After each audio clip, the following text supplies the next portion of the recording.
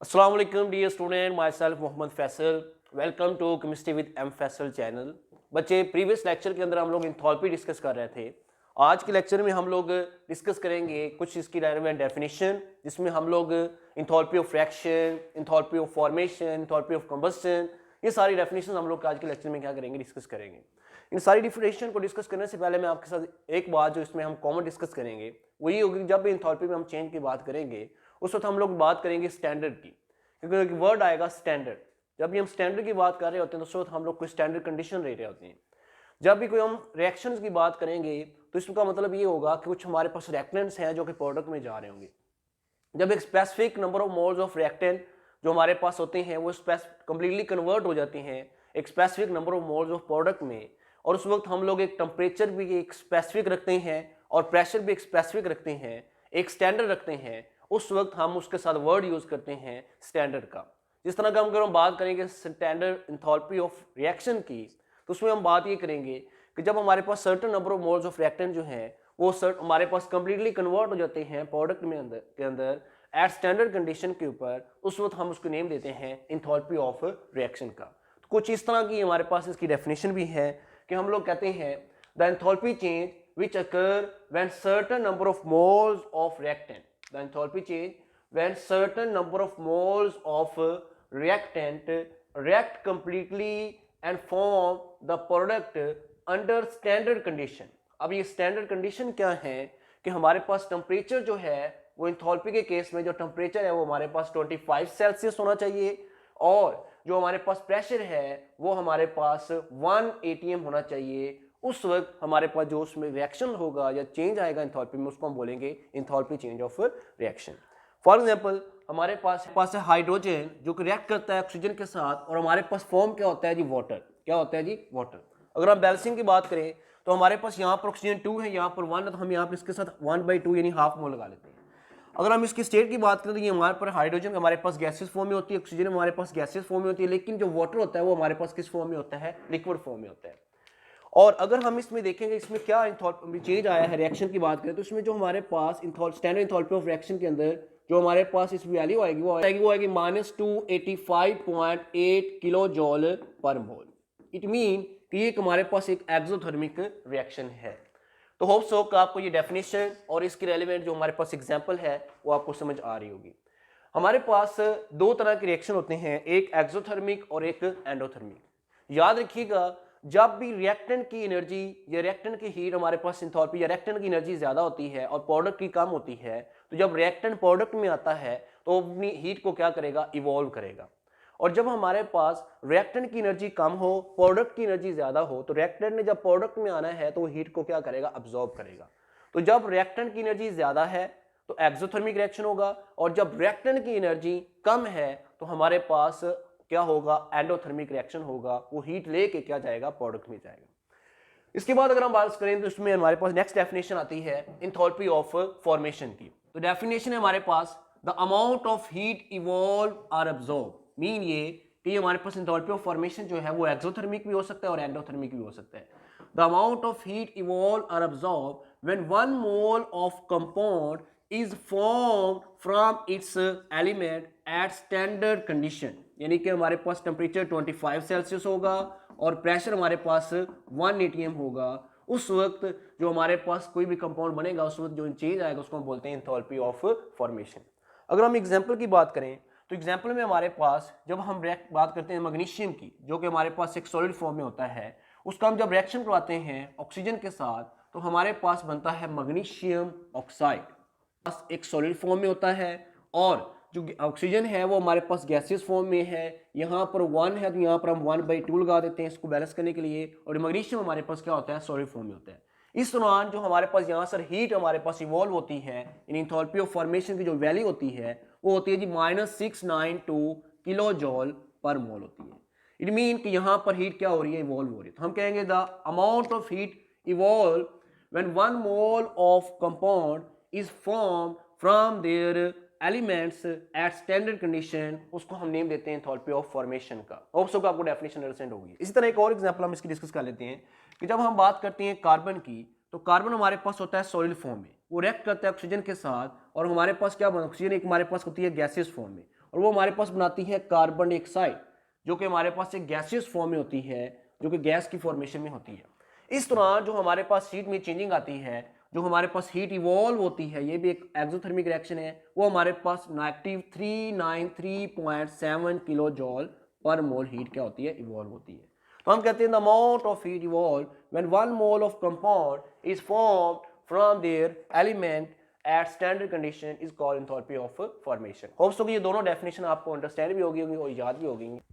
जी तो dear student, next हमारे पास enthalpy of atomisation. अब नेम से पता चल रहा है कि हमारे पास एटोमाइजेशन मतलब हमने किसी को चीज़ को एटॉमिक फॉर्म में लेके जाना है। तो हम लोग क्या करेंगे, किसी भी चीज़ को अगर हम लोगों ने एटॉमिक फॉर्म में लेके जाना है तो ऑब्वियसली हमें क्या करनी पड़ेगी, हीट उसको देनी पड़ेगी। इट्स मीन कि जब भी हम किसी एलिमेंट को हीट देंगे और उससे हमारे पास कोई गैसेस एटम फॉर्म होंगे, उस वक्त जो हीट होगी उसको हम बोलेंगे एंथैल्पी ऑफ एटोमाइजेशन। तो डेफिनेशन हमारे पास है कि हम कहते हैं the amount of heat absorb, याद रखिएगा ये एक एंडोथर्मिक प्रोसेस होता है, the amount of heat absorb when 1 mole of gaseous atom is formed from their element at standard condition is called enthalpy of formation. For example, हमारे पास है hydrogen, जो कि हमारे पास एक गैसियस फॉर्म है। हाइड्रोजन हमारे पास है H2, जो कि एक गैसियस फॉर्म के अंदर है। उसको हम लेके जा रहे हैं एटॉमिक फॉर्म में, यानी कि H में लेके जा रहे हैं, जो कि हमारे पास गैसियस एटॉमिक फॉर्म में लेके जा रहे हैं। अब यहाँ पर 2 इसको बैलेंस करने के लिए यहाँ पर हम क्या लगा लेते हैं, 1/2 लगा लेते हैं। इस दौरान जो हमें हीट इसको देनी पड़ती है एंथैल्पी ऑफ एटोमाइजेशन होती है, जिसको हम लोग स्टैंडर्ड AT से शो करते हैं। तो हमारे पास वो कितनी होती है, 218 किलो जॉल पर मोल होती है। इट मीन यहाँ पर पॉजिटिव का साइन हम लगाएंगे, यहाँ पर हम कहेंगे the amount of heat absorb क्या कब होती है, when 1 mole of gaseous atom is formed from their element is called enthalpy of atomization. तो ये याद रखना हमेशा, ये हमारे पास एक एंडोथर्मिक प्रोसेस होता है। नेक्स्ट अगर हम बात करें enthalpy of neutralization, this is very important. ये हमारे पास एक बहुत इंपॉर्टेंट डेफिनेशन है, इसके रिलेवेंट 1-2 MCQs भी आते हैं। एंथैल्पी ऑफ न्यूट्रलाइजेशन क्या है? जब भी न्यूट्रलाइजेशन हमारे माइंड में आता है तो फौरी हमारे माइंड में आता है कि acid base react and form salt and water is called neutralization. तो यहाँ पर जब हम एंथैल्पी ऑफ न्यूट्रलाइजेशन की बात करते हैं तो हमारे पास क्या होता है, जब भी एसिड और बेस रिएक्ट करते हैं तो साल्ट और वाटर प्रोसेस बनने को हम बोलते हैं न्यूट्रलाइजेशन। एसिड से H पॉजिटिव आता है और बेस से OH नेगेटिव आता है। तो जब भी H पॉजिटिव और OH नेगेटिव मिलते हैं और वाटर की फॉर्मेशन होती है, हमारे पास यहाँ पर हीट इवॉल्व होती है। तो एंथैल्पी ऑफ न्यूट्रलाइजेशन में याद रखिएगा हमेशा हीट क्या होती है, इवॉल्व होती है, एक एक्सोथर्मिक प्रोसेस है। तो हम लोग ये डेफिनेशन करते हैं कि the amount of heat evolve when 1 mole of hydrogen ion from acid and 1 mole of hydroxyl ion from base react and form 1 mole of water at standard condition। हमारे पास temperature हमें पता है 25 सेल्सियस होना चाहिए और प्रेशर हमारे पास 1 atm होना चाहिए। उसको हम लोग नेम देते हैं एंथैल्पी ऑफ न्यूट्रलाइजेशन का।